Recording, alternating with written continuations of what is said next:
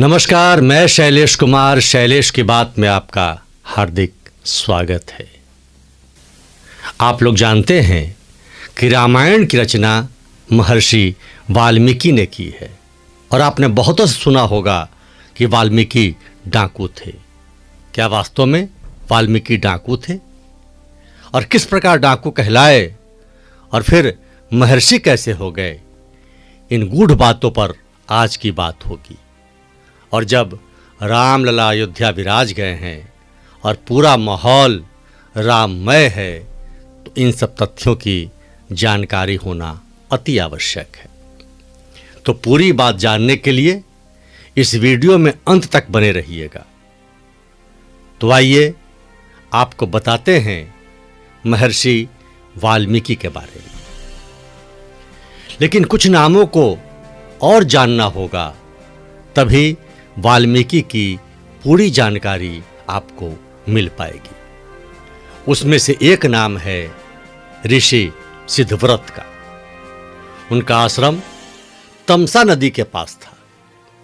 ऋषि लोग रिसर्चर और प्रयोगवादी होते हैं। आपको यह भी ध्यान रखना चाहिए, इन लोगों का आश्रम ज्यादातर नदियों के संगम के पास होता है, ताकि जलीय मार्ग से व्यापार की वजह से इन्हें साधन सुगमता से प्राप्त हो जाए। परंतु सिद्धव्रत का आश्रम संगम पर नहीं था। सिद्धव्रत एक दुस्साहसी ऋषि थे। उन्होंने तमसा और गंगा के बीच के स्थलों की उपयोगिता को समझते हुए इन नदियों के बीच के वन खंड को महायज्ञ का ग्रास बना दिया और वह संगम हो गया। उन दिनों इस वन खंड में जो गण रहते थे उनके प्रधान वाल्मीकि थे। बड़े बलवान और गणों पर उनका बहुत प्रभाव था। इस घटना से गणों में भारी भय का माहौल था। वाल्मीकि ने वन्य गणों को संगठित किया और फिर सिद्धव्रत के आश्रम पर हमला कर दिया। हमले के बाद आश्रम में जो छात्र थे वो तो प्राण बचाकर भाग गए। कुछ रक्तपात भी हुआ और सिद्धव्रत को वाल्मीकि ने पकड़ लिया और उनको दंडित करने के लिए दीमक से भरी एक वाल्मी में, यानी एक टूटे हुए डाली में जो दीमक से लथपथ था, उसमें उन्हें बांध दिया। दीमक धीरे धीरे सिद्धव्रत को काटने लगी। सिद्धव्रत गिड़गिड़ाने लगे और फिर वाल्मीकि ने उन्हें छोड़ दिया। लेकिन तब तक उनके पूरे शरीर फूल चुके थे और कहा जाता है कि भाग तो गए, प्राण तो उस समय बच गई, लेकिन कुछ दिनों के बाद ही उनकी मृत्यु हो गई। आश्रम समाप्त करने के बाद वाल्मीकि का दुस्साहस बढ़ गया और संगठित होकर तमसा और गंगा के मार्ग से जाने वाली नौकाओं पर डाका डालने लगे, लूटने लगे। इस प्रकार इस क्षेत्र में वाल्मीकि का आतंक हो गया। अब तो आप जान ही गए होंगे कि डाकू कैसे बने, पर अब मैं यह बताऊं कि डाकू से महर्षि कैसे बने। इससे पहले अगर इस चैनल को सब्सक्राइब नहीं किया है, यानी शैलेश की बात को सब्सक्राइब नहीं किया है, तो सब्सक्राइब करें। वीडियो अच्छा लग रहा हो तो इसे लाइक भी करें, क्योंकि आज के युवाओं को इन बातों से परिचय कराना बहुत आवश्यक है। आइए अब हम बताते हैं कि वाल्मीकि डाकू से मुनि या महर्षि कैसे हो गए। इसके लिए आपको एक और नाम जानना होगा और वह नाम है जाबाली का। वाल्मीकि जाबाली से भिड़ गए थे, पर इससे पहले यह भी बताना होगा कि जाबाली कौन था। जाबाली एक परिचारिका का पुत्र था। परिचारिका का अर्थ उस समय वेश्या से लिया जाता था और जाबाली जिनके न गोत्र का पता था न कोई वर्ण का ठिकाना था। लेकिन वह दूसरे बच्चों को देखकर एक दिन मन में हठ पाल लिया कि मैं ब्रह्मचर्य का पालन करूंगा, मैं दीक्षा लूंगा। और यह बात उन्होंने अपनी माँ से कही। इस बात से माँ बहुत गुस्से में आ गई और माँ ने झिड़की लगाई, ना समझ, कौन ऐसा होगा जो तेरा उपनयन करेगा? कौन तुझे दीक्षा देगा? तेरी जाति को कोई ठीक से जानता भी नहीं, तो किसका पुत्र है यह भी नहीं पता।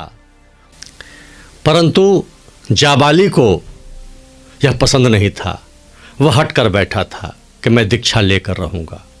और एक दिन पता लगाते हुए वह हरिद्रुमत गौतम के पास पहुँच गया। गौतम से कहा, मैं दीक्षा लेना चाहता हूँ। गुरु ने देखा और प्रश्न किया, तुम्हारा नाम क्या है और तुम्हारे पिता कौन हैं? बड़े निर्लिप्त स्वर में तब जबाली ने उत्तर दिया था, मैं अपने पिता का नाम नहीं जानता हूँ और ना ही मेरी माँ। मैं केवल इतना जानता हूँ कि मेरी माँ का नाम जबाला है और लोग उसी के नाम पर जबाली कहकर मुझे पुकारते हैं। गुरु विस्मय से भर गए थे। इतने निर्भीक बालक, इतने निर्भीक भाव से इतनी अप्रिय सत्य को सभी के समक्ष कह जाने वाला यह बालक कोई सामान्य नहीं है। कौन हो सकता है? हरिद्रुमत गौतम भीतर भीतर हिल गए थे और सोच में पड़ गए। उनकी तंद्रा टूटी जब जबाली ने पूछा, मुझे दीक्षा मिलेगी आचार्य? अवश्य, हरिद्रुमत ने स्थिर स्वर में कहा, और आज से तुम्हारे नाम के साथ सत्यकाम जुड़ेगा, सत्यकाम जाबाली। परंतु हरिद्रुमत जाबाली को तत्काल शिक्षा नहीं देना चाहते थे।